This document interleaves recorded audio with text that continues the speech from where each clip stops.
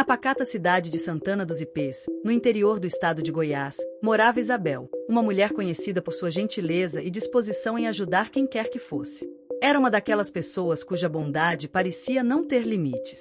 Por isso, quando duas crianças desapareceram misteriosamente em uma tarde de outono, ela não hesitou nem por um segundo, deixou todas as suas tarefas e se uniu aos moradores e à polícia local nas buscas.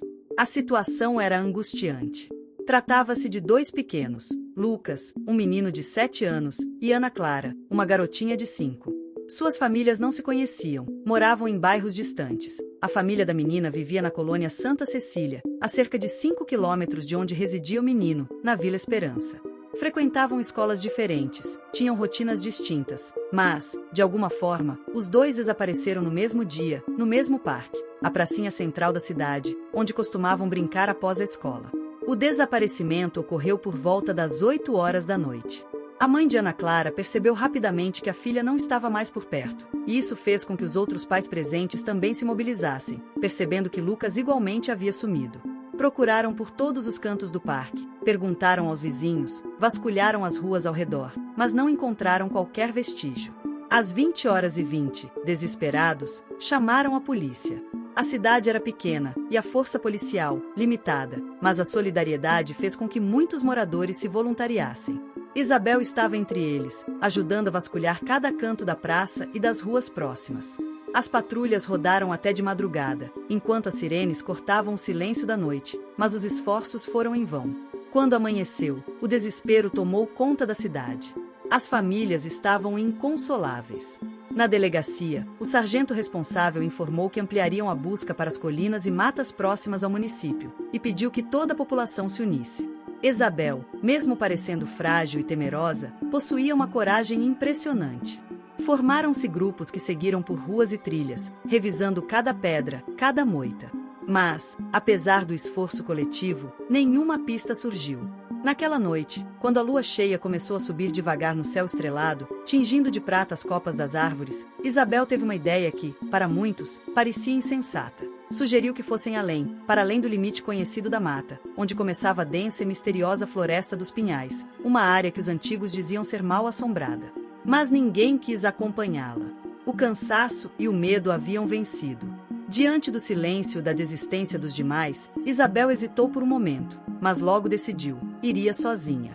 Se houvesse qualquer chance, por menor que fosse, de encontrar Lucas e Ana Clara, ela não a desperdiçaria. Vestiu suas melhores botas, pegou a velha lanterna que guardava no armário e seguiu em direção ao norte da cidade, onde a mata começava densa e fechada.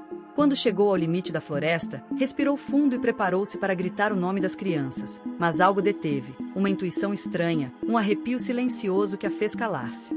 Desligou a lanterna. Não precisava de luz artificial, pois a lua, redonda e brilhante, iluminava tudo com uma clareza sobrenatural. Isabel caminhou devagar entre árvores altas e galhos retorcidos, ouvindo o som dos grilos e o pio distante das corujas. De repente, um som diferente a fez parar, um choro. Frágil, abafado, mas inconfundivelmente humano. Seguiu com passos lentos e contidos, tentando não fazer barulho. Até que, atrás de um grande tronco caído, viu o que jamais imaginaria. Ali estavam Lucas e Ana Clara, sentados no chão, com o rosto banhado em lágrimas. Mas, a poucos metros deles, Isabel viu uma cena aterradora. Um homem magro, caído ao chão, contorcendo-se de forma violenta, como se estivesse sendo despedaçado por forças invisíveis. De seu corpo vinham estalos horríveis, como se os ossos se quebrassem e se rearranjassem dentro da pele. Isabel ficou paralisada a observar, incrédula, como aquele homem franzino começou a crescer, seus braços se alongando, seu rosto se deformando. Os gritos de dor foram se transformando em rosnados graves, enquanto tufos de pelo espesso e escuro surgiam por todo o seu corpo.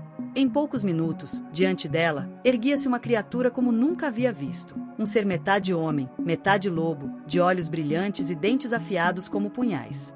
Agalmen-lobo, murmurou Isabel, mais em pensamento do que em voz alta, sentindo o coração acelerar de maneira descontrolada. Sem saber o que fazer, ela olhou ao redor, buscando algo com que pudesse se defender ou proteger as crianças, mas só tinha lanterna. Tremendo, decidiu manter-se escondida, esperando que o monstro não percebesse sua presença. A criatura se aproximou lentamente das crianças.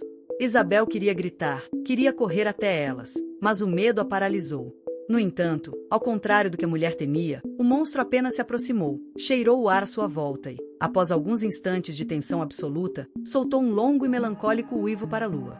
Em seguida, com um salto ágil, desapareceu floresta dentro, sumindo entre as árvores e a escuridão. Isabel ficou imóvel por alguns segundos, sem acreditar no que acabará de ver. Então, quando percebeu que a ameaça havia ido embora, correu até as crianças. Lucas e Ana Clara estavam assustados, mas ilesos, embora não conseguissem dizer uma palavra sequer. Seus olhares perdidos mostravam o trauma que acabavam de vivenciar.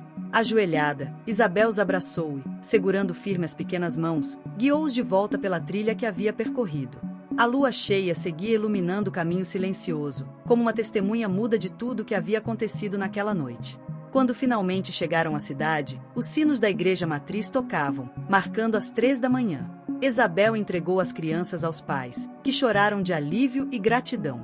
Mas a mulher sabia que aquela história não terminava ali. Naquela noite, deitada em sua cama, Isabel não conseguiu pregar os olhos. Pensava no homem que vira se transformar. Quem seria? Um morador da cidade? Um viajante? E, principalmente, quando seria a próxima lua cheia? Nos dias seguintes, os boatos correram pela cidade. Alguns falavam de lobos que vinham das montanhas, outros, de espíritos antigos que protegiam a floresta. Isabel, no entanto, guardou para si a verdade do que tinha visto.